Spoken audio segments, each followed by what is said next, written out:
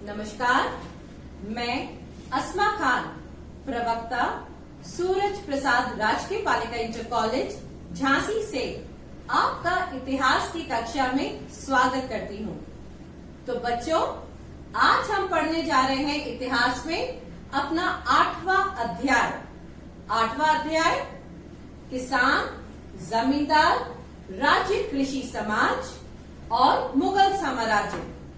लगभग 16वीं व 17वीं सदी, इसका आज हम पढ़ेंगे भाग 1। तो बच्चों, जैसा कि हम जानते हैं कि भारत एक कृषि प्रधान देश है, जो कि परंपरागत तरीके से हमारे ऐतिहासिक दृष्टिकोण में बेहद महत्वपूर्ण रहा है।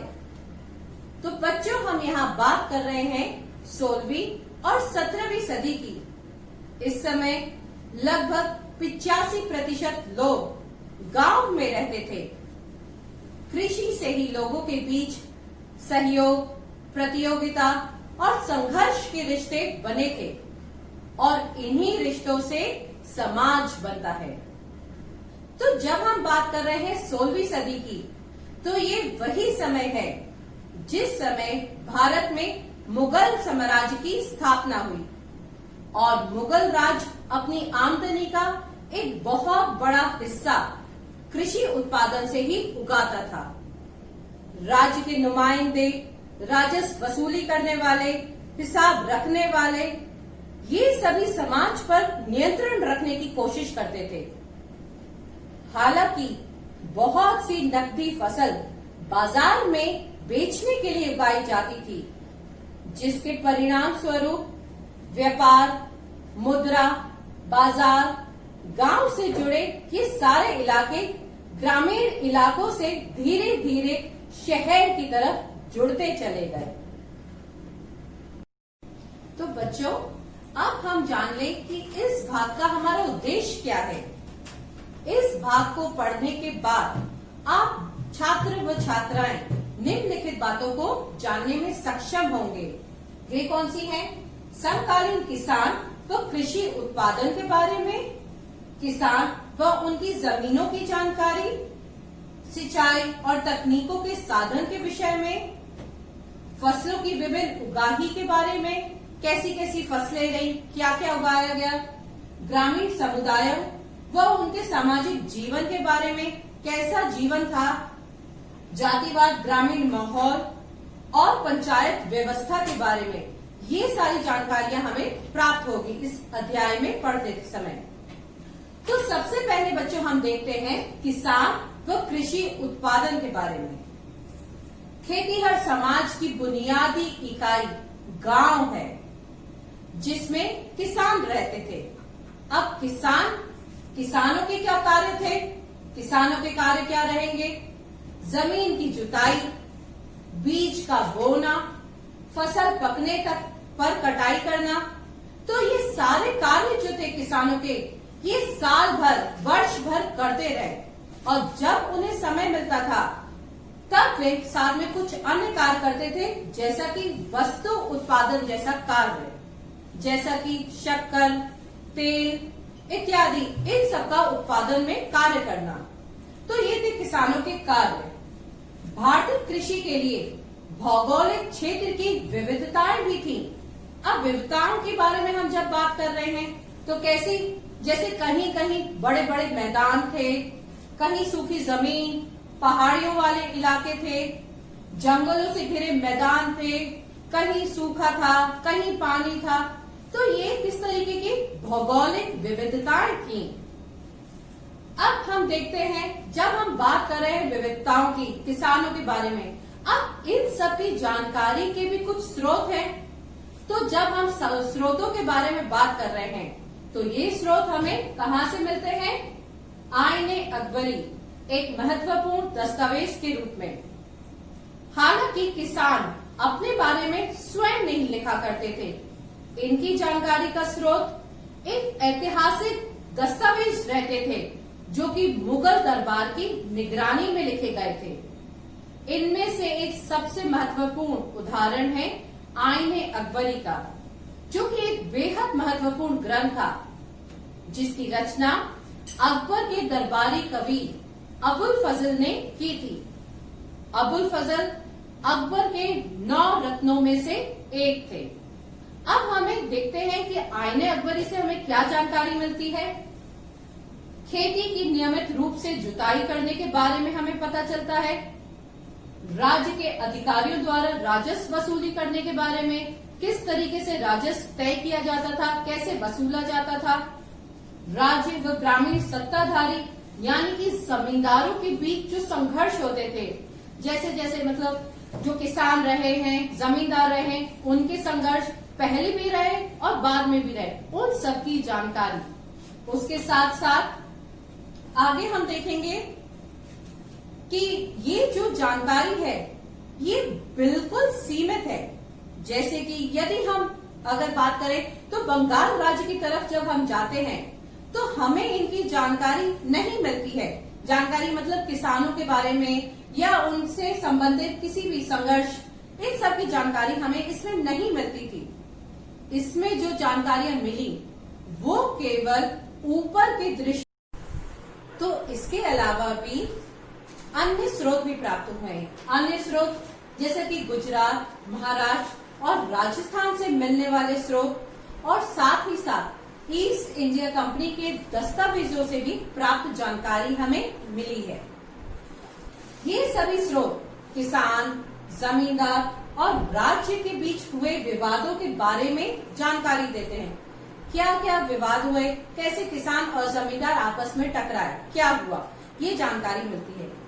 तो इसी के आगे अब हम देखते हैं किसान व उनकी जमीन। मुगल काल में किसान के लिए रैयत या मुजरियान शब्द का प्रयोग हुआ है। यहाँ रैयत या मुजरियान ये किसान ही हैं। ये शब्द मुगल काल में इस्तेमाल हुए हैं। 17वीं सदी के स्रोतों में 2 तरह के किसानों की चर्चा की गई है। अब ये 2 तरीके के किसान क्या हैं? पहला, खुदकाश। खुदकाश ये वे किसान थे जो उसी गांव में रहते थे जिनमें उनकी जमीनें थीं, खुदकाश। और दूसरा कहलाता है पहिकाश। ये वे किसान थे जो दूसरे गांव में ठेके पर जाकर खेती करते थे। अब पहिकाश 2 कारण से पहिकाश बनते थे। पहला तो अपनी मर्जी से, या तो उन्हें अच्छी मजदूरी मिले तो वे वहां जाते थे।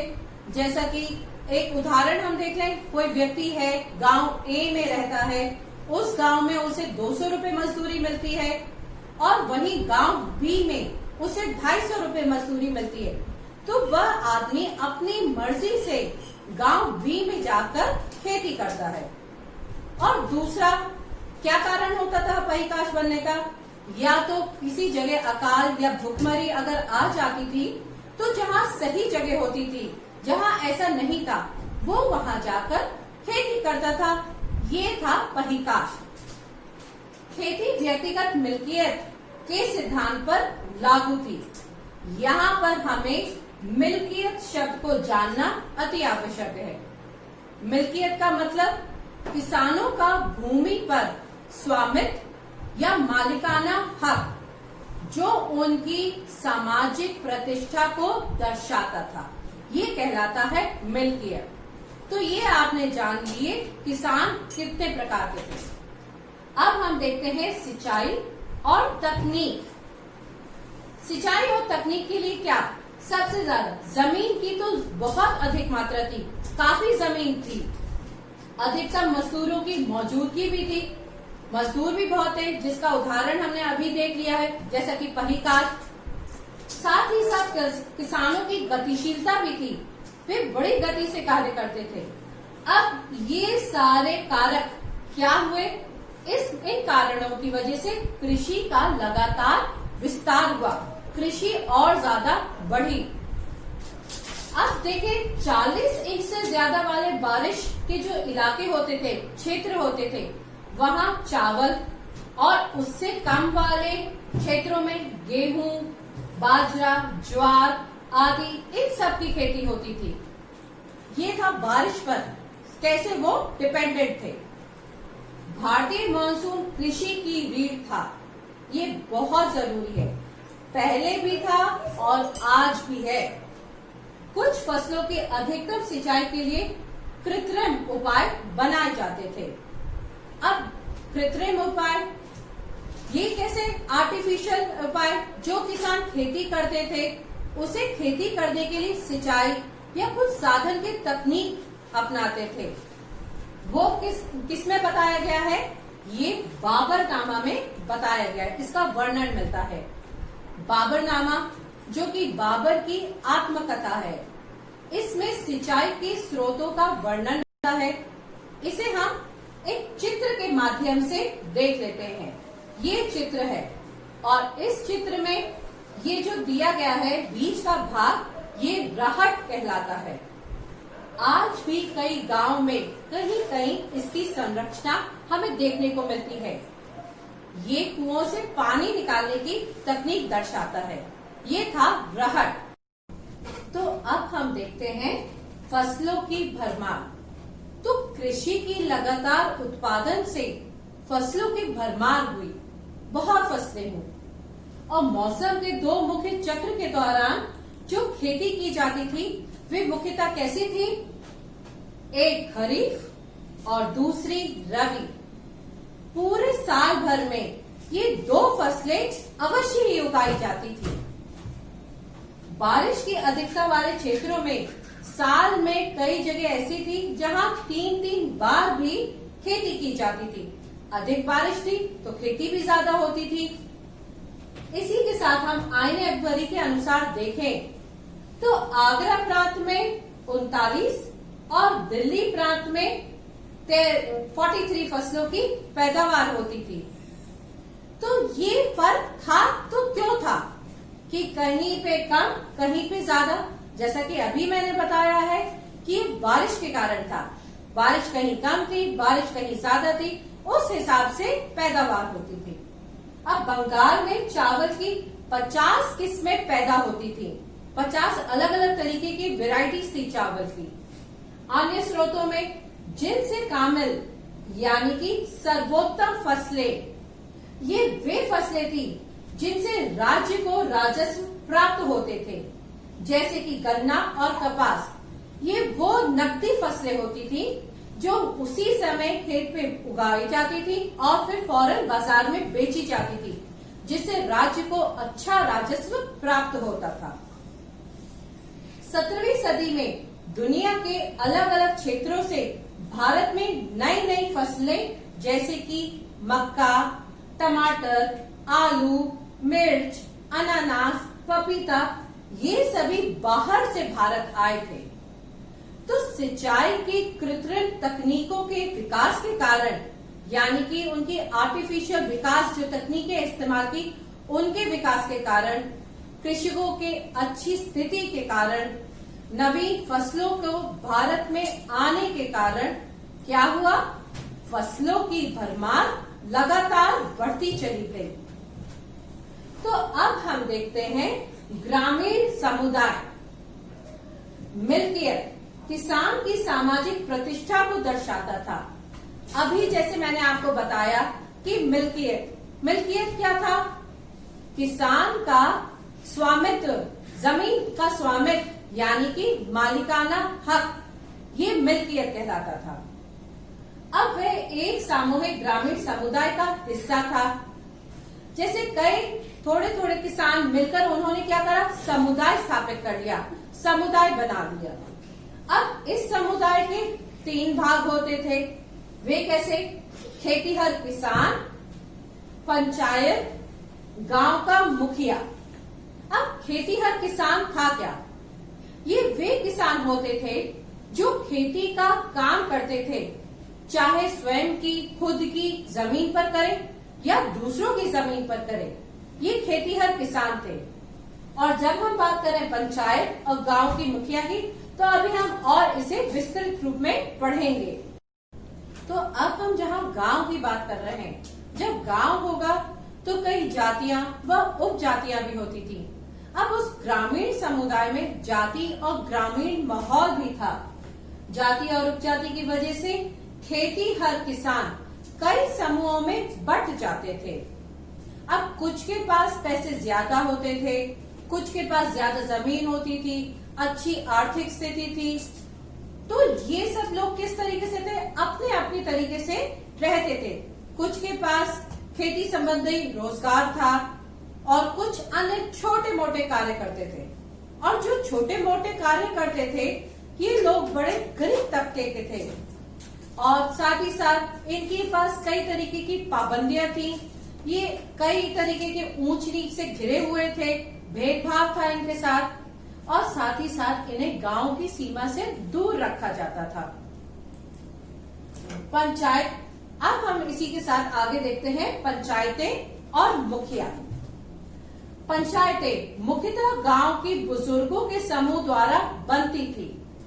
अब जिनके पास अनुभव ज्यादा होता था, समाज में जिनकी प्रतिष्ठा ज्यादा थी, उन लोगों को मुख्यतः पंचायत बनाया जाता था। अब पंचायत के मुखिया को मंडल या मुकद्दम कहा जाता था। मुखिया का चुनाव गांव के सदस्यों द्वारा ही किया जाता था। इसका कार्य राजस्व की आय का हिसाब किताब रखना होता था। हिसाब किताब रखने के लिए पटवारी का सहयोग भी इसे प्राप्त था। यही सारा राजस्व का हिसाब किताब रखता था और इसकी सहायता के लिए पटवारी भी था। गांव के खजाने में से ही पंचायत का खर्चा चलता था। अब जो भी मामले रहे होंगे, जो भी कार्य रहता होगा गांव का, वो पंचायत के ही द्वारा किया जाता था। इस कोष का इस्तेमाल बाढ़ जैसी विपदाओं में भी किया जाता था। कहीं जैसे बाढ़ आ गई या कहीं सूखाग्रस्त हो गया तो इसका कार्य पंचायत ही अपने कोष से उनको सहायता प्रदान करती थी। कुछ सामुदायिक कार्य जैसे कि मिट्टी का बांध बनाना हो, नहर बनानी हो, ये सारे कार्य भी इसी के पंचायत के कोष से ही होते थे। पूर्वी भारत में सभी शादियां मंडल की मौजूदगी में होती थी। अब मंडल, जैसा कि मैंने आपको बताया था, मंडल क्या? मुखिया या मुकद्दम, इसकी मौजूदगी से ही सारी शादियां होती थी। ग्राम पंचायत के अलावा गांव में हर जाति की भी अपनी पंचायत होती थी। अब जैसे गांव की पंचायत हो गई, अब गांव की जो जातियां थी उन्होंने भी अपनी अपनी पंचायत बनानी शुरू कर दी। दीवानी जैसे मामले भी पंचायत सुलझाती थी। अब यहाँ दीवानी शब्द से हम क्या समझते हैं? दीवानी शब्द का अर्थ है जमीनी विवादों से जुड़े मामले जो अक्सर ही गांव में होते थे, उनका निपटारा कौन करता था? उनको पंचायत ही सुलझाती थी। फौजदारी मामले छोड़ दें तो राज्य जाति पंचायत के लगभग सभी फैसले को मानती थी। अब फौजदारी मामलों से क्या मतलब? यानी कि क्रिमिनल या आपराधिक मामले जैसे कि हत्या, चोरी, डकैती, इन सारे मामलों को अगर छोड़ दिया जाए तो बाकी सारे मामले पंचायत ही सुलझाती थी और राज्य उसको मानती थी। तो चलिए इसी क्रम में अब हम आगे बढ़ते हैं और पढ़ते हैं ग्रामीण दस्तकार। अलग अलग तरह के उत्पादन कार्य से जुड़े जैसे कुम्हार, लोहार, बढ़ई, नाई, सुनार इत्यादि लोगों को ग्रामीण दस्तकार के रूप में जाना जाता है। दस्तकारों की संख्या काफी अच्छी थी। कहीं कहीं तो कुल घरों के 25% घर दस्तकारों के होते थे। कभी कभी तो किसानों और दस्तकारों के बीच फर्क करना भी मुश्किल हो जाता था, क्योंकि इनमें कई ऐसे समूह थे जो दोनों किस्म का कार्य किया करते थे। इनके कार्य रंगरेजी यानी कि कपड़े को रंगना, कपड़े की छपाई, मिट्टी के बर्तनों को पकाना और खेती के औजार बनाना, और समय मिलने पर जैसा कि खेती का कार्य भी किया करते थे। इस तरीके से उन दोनों के बीच का फर्क करना मुश्किल हो जाता था। ग्रामीण दस्तकार भी अपनी सेवाएं गांव के लोगों को दिया करते थे, जिसके बदले में गांव वाले अलग अलग तरीके से सेवाओं की अदायगी करते थे। भूमि और फसलों के रूप में दस्तकारों की अदायगी होती थी। अब जैसा कि अभी मैंने आपको बताया, जैसा कि दस्तकार ने किसान के लिए काम किया तो या तो वो उसकी अदायगी फसल के रूप में कर देता था या अपनी जमीन का कुछ भाग उसे दिया करता था। आमतौर पर ये अदायगी क्या होती थी, ये तो केवल पंचायत ही तय करती थी। दस्तकारों की अदायगी सेवाओं और वस्तुओं के रूप में होती थी। संबंधित शब्द जैसे मीरास और जजमानी व्यवस्था। अब हम यहाँ बात कर रहे हैं मीरास और जजमानी, ये व्यवस्थाएं भी हमें जानना पड़ेगी, ये क्या है। तो जब हम बात कर रहे हैं मीरास व्यवस्था की, तो महाराष्ट्र में ऐसी जमीनें दस्तकारों की बन गई थी जिस पर दस्तकारों का पुश्तैनी अधिकार हो गया था। उसे कहा जाता है मीरास या वतन। ये व्यवस्था कहीं कहीं कुछ बदले हुए रूप में पाई गई थी, जहां दस्तकार और किसान परस्पर बातचीत कर अदायगी की किसी एक व्यवस्था पर राजी हो जाते थे। तो ये था मीरास। अब हम देखते हैं जजमानी व्यवस्था क्या है। बंगाल में जमींदार दस्तकारों को उनकी सेवाओं के बदले रोज का भत्ता, जिसे रोजंदारी भी कहते हैं हम, और खाने के लिए नकदी देते थे। इस व्यवस्था को जजमानी व्यवस्था कहते हैं। तो ये थी ग्रामीण दस्तकारों की जानकारी, जो आप समझ गए होंगे बच्चों। तो अब बच्चों, हमने इस भाग को पूरी तरह पढ़ लिया है और समझ लिया है। इसके उद्देश्य को भी अब हमने पूरा कर लिया है। तो संक्षेप में अब हम देखें कि हमने क्या पढ़ा और समझा है। किसान व कृषि उत्पादन के बारे में हमने पढ़ लिया। किस तरीके के किसान थे, क्या क्या वो उगाते थे, कैसी फसलें थी, उत्पादन कैसा था और अन्य कौन से कार्य करते थे कृषि के अलावा वो। किसान व उनकी जमीनों की जानकारी हमने हासिल कर ली। छोटी जमीनें, बड़े किसान, अमीर किसान, मध्यवर्गीय किसान, ये सारी जानकारी हमें पता चल गई।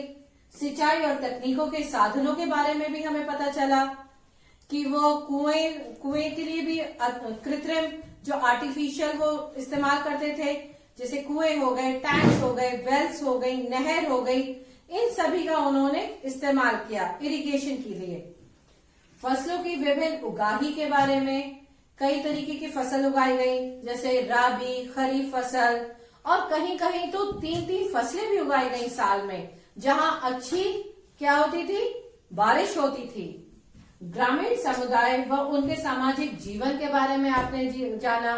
किसान किस तरीके के समुदाय में रहते थे, क्या क्या वो करते थे, पहिकास, खुदकास, कैसी उनका पंचायत थी, जैसे मुकद्दम, मुखिया, और क्या वो करते थे, न्याय व्यवस्था कैसे करते थे। जातिवाद, ग्रामीण माहौल देखा, और साथ ही साथ आपने पंचायत व्यवस्था भी देखी। तो ये सारी चीजें आप विस्तृत रूप में पढ़ चुके हैं और समझ भी चुके हैं। तो बच्चों, अब हमने जान लिया है इस भाग को।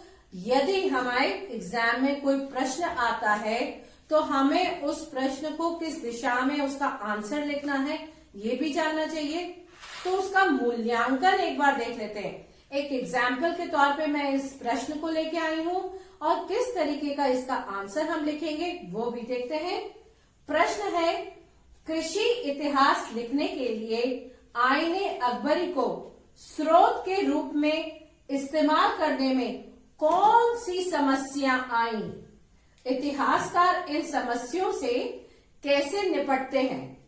तो ये यदि प्रश्न आता है, आईने अकबरी मैंने आपको बता ही दिया है, आईने अकबरी में किस तरीके की जानकारी मिलती है, परंतु उसके जो स्रोत था वो काफी सीमित था, जैसा कि बंगाल या कई अन्य जगह के बारे में उसकी जानकारी नहीं पता चली हमें। तो आंसर फॉर्मेट किस तरीके से स्टार्ट होता है ये समझना आपके लिए बहुत आवश्यक है। आईने अकबरी में कृषि इतिहास के संदर्भ में संख्यात्मक आंकड़ों की दृष्टि से विषमताएं पाई गई हैं। कहीं कहीं ज्यादा थे आंकड़े, कहीं कम थे, जैसा कि बताया दिल्ली में ज्यादा, आगरा में कम, बारिश ज्यादा होती थी, बारिश कहीं कम होती थी, तो ये आंकड़े थे जो कम ज्यादा होते थे। सूबों से आंकड़े एक शक्ल में नहीं एकत्रित हुए, वही जो मैं बात कर रही हूं आपसे। मसलन जहां कई सूबों के लिए जमींदारों की जाति के मुताबिक विस्तृत सूचनाएं संकलित की गई, वहीं बंगाल, उड़ीसा ऐसी सूचनाएं मौजूद ही नहीं थी। यही मैं बात आपको अभी बताई थी कि कहीं से सूचनाएं प्राप्त हुई और कहीं से सूचना नहीं मिली। इस तरह जहां सूबों के लिए राजकोषीय आंकड़े बड़े तहजीब से दिए गए, यानी कि बड़े ऑथेंटिक थे, उन पे यकीन करने लायक थे, वहीं इन्हीं इलाकों से कीमतों और मजदूरी जैसे इतने महत्वपूर्ण मापदंड दर्ज ही नहीं गए। जब हम कृषि की बात कर रहे हैं तो मजदूरी की भी बात आनी चाहिए। ये मापदंड इसके बारे में था ही नहीं, कुछ बताया ही नहीं गया। कीमतों और मजदूरी की दरों की जो विस्तृत सूची आईने अकबरी में दी गई है, वह साम्राज्य की राजधानी आगरा या उसके आसपास के इलाकों से ली गई है।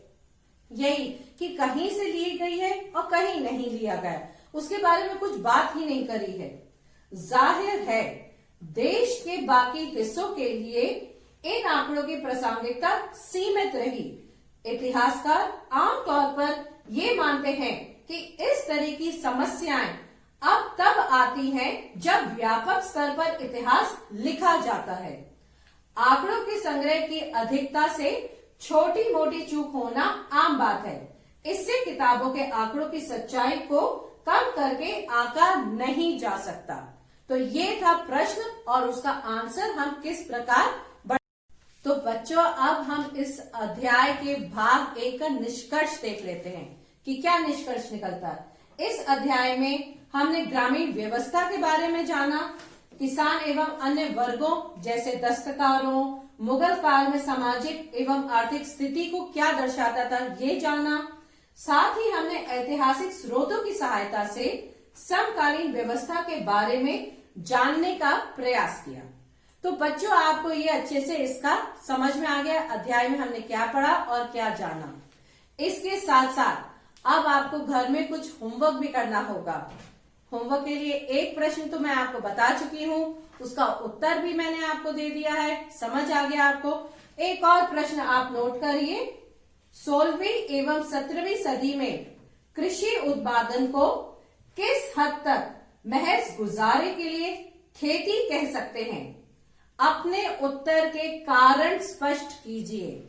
ये भी हम बात कर चुके, क्वेश्चन डिस्कस कर लिए, आंसर क्लियर है और आप बहुत अच्छे से लिख लेंगे। मैं जानती हूं आप बहुत अच्छा करेंगे।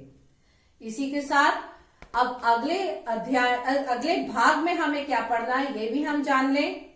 आगे आने वाले भाग में हम देखेंगे कृषि समाज, महिलाएं, उनकी भूमिकाएं, कैसी स्थिति थी उनकी, जंगल और कबीले, साथ ही बसे हुए गांव, उसके पृथक, जंगलों में घुसपैठ और किस तरह बस्तियों को बसाने के लिए जंगलों को काटा गया। जमींदार के बारे में जानेंगे, वो उनसे संबंधित भू राजस्व यानी कि लैंड रेवेन्यू सिस्टम कैसे था, और यही सब हम आने वाले अध्याय में पढ़ेंगे और समझेंगे। तो बच्चों मैं आशा करती हूं आज के अध्याय 8 का प्रथम भाग आपको अच्छे से समझ आ गया होगा। धन्यवाद।